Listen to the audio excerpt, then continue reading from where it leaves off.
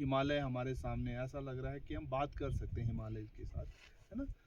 पर ठीक है, हम बात तो कर सकते हैं, पर साथ-साथ हम गंदगी भी तो कर रहे हैं। इतना प्लास्टिक वेस्ट यहाँ पहुँच चुका है और इस प्लास्टिक वेस्ट की वज़ह से कहीं न कहीं हमारी प्रकृति और मानव सबको नुकसान होगा। क्योंकि आने वाले समय 2-3 एक कुछ दिनों बाद यहाँ बर्फ़ पड़ेगी, धीरे-धीरे बारिश होगा और यही प्लास्टिक धीरे-धीरे कंटामिनेट होके पानी के साथ नीचे जाएगा। और हमारे जो स्प्रिंग हैं, जो पानी पीने के स्रोत हैं, वो इन पहाड़ों में ही रहते हैं। यही पानी इनमें जमा होता है और यही नीचे फिर साल भर हमें पानी मिलता है। पर अगर यही स्रोत पे ही ये कंटामिनेट हो जाता है, मतलब प्रदूषित हो रहा है, तो ये एक बड़ा बड़ा ज्वलंत मुद्दा है हमारे पहाड़ के लिए, मैं ये मानता हूँ। दूसरा एक चीज़ और भी है नील जी कि हम इतनी हाइट पे और ये टूरिस्ट प्लेस भी है, और एक तरफ हम बुग्याल बचाने की बात करते हैं, एक तरफ हम पर्यावरण बचाने की बात करते हैं, दूसरी तरफ हम जो है कूड़े निस्तारण की बात करते हैं। आपको क्या लगता है कि जो ज़्यादा करके आदमी क्या कर रहे हैं, सिंगल वाहन को यूज़ कर रहे हैं, तो क्या वाहनों से भी प्रदूषण यहाँ पर जो बढ़ रहा है, आप इसको किस तरह से देखते हैं? बिल्कुल, बिल्कुल बढ़ रहा है। जो क्लाइमेट चेंज होता है इसमें ना एक कार्बन फुटप्रिंट होता है। आपका भी एक फुटप्रिंट है, मेरा भी एक कार्बन फुटप्रिंट है। और जैसे-जैसे हम बहुत सारी ये लग्ज़री सुविधाएँ उठाते हैं, तो वैसे फुटप्रिंट बढ़ जाता है। तो ये फुटप्रिंट जितना मिनिमाइज़ करोगे, उतना पॉल्यूशन कम होगा। अब रही बात वाहनों की पहाड़ों में, क्योंकि वाहन बहुत ज़रूरी है, ऐसे मना तो नहीं कर सकते हैं क्योंकि ये इस तरह की दुर्गम घाटियाँ हैं, दुर्गम रास्ते हैं हमारे और यहाँ आवाजाही के लिए ज़रूरी है, वाहन ज़रूरी है।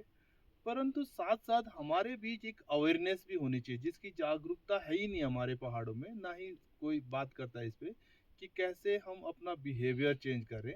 लोगों के अंदर ये भावना होनी चाहिए कि अपना प्लास्टिक वेस्ट जो भी ला रहे हैं, वो अपने साथ कहीं ले जाएँ या सही जगह पे उसको डिस्पोज़ कर दें।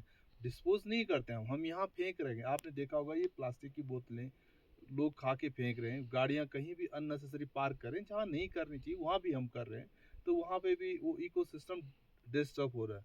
अभी आप देखोगे कि हम हाइट पे भी हैं, ये डेंस फॉरेस्ट में मेरे नीचे यहाँ पूरा जंगल है, बहुत घना जंगल, तो यहाँ जंगली जानवर भी इकोसिस्टम होगा।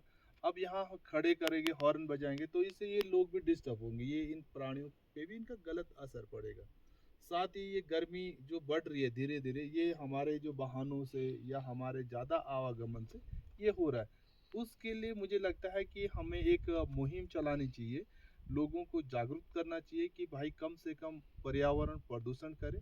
ये पर्यावरण हमारा है और ये जल, जंगल, ज़मीन हमारे हैं और इसकी रक्षा करना, इसका सही सदुपयोग करना या इसके लिए काम करना, ये मेरी और आपकी मुख्य ज़िम्मेवारी बनती है। एक सवाल और है आपसे कि जो अभी यहाँ की जो शिक्षा पद्धति है, हम ये नहीं बोलेंगे बाहर वाला तो जितना भी करोगे, लेकिन स्थानीय ज़्यादा करके कूड़ा का जो फैला रहे हैं, इसमें स्थानीय का हाथ भी ज़्यादा हो सकता है कि एक विषय पर्यावरण का अगर छोटी क्लास से बच्चों के पास हो और उनका अवेयरनेस की जाए, जिसे माननीय मोदी जी ने इस वजह स्वच्छता पे बहुत अच्छा काम किया है, उससे बहुत अच्छा प्रभाव लोगों पे गया है।